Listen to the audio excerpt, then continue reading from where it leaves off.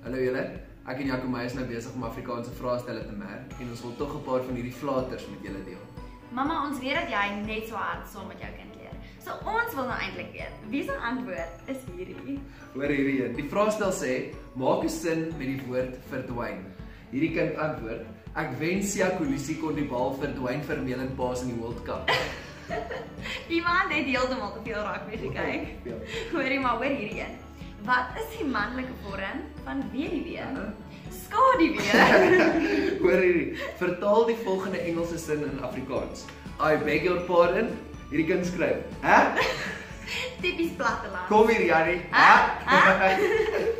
Hoorie maar, hier was iemand aanwesig. Of die juffrou of die kind. Wat is die verlede tyd van eet? Honger. Honger met 'n honger. Met 'n kappie op die oog. Honger. Die vraag sê, voltooi die idioom. Hoe kaler jonker, hoe stouter in die donker. Hoorie maar, hoor net gou hierdie een. Hierdie leerder dink, die afkorting vir asseblief is dankie. Dankie vir daai nul. Hoor hierdie een. Wat beteken dit as iemand 'n kerkmuis is?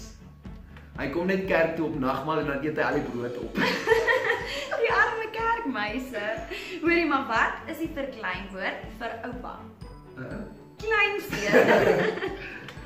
Hoorie maar, jy het nog een. Nee, ek weet nie. Vertel vir die mense. Ek dink Emil gaan vir julle. Wat is die meervoud van bal? Okay. Ja, kom ons los dit eerder. Vertel julle ons eerder van julle flaters. Sien julle volgende week. Bye. Afrikaans.com, jou tuiste vir alles oor Afrikaans.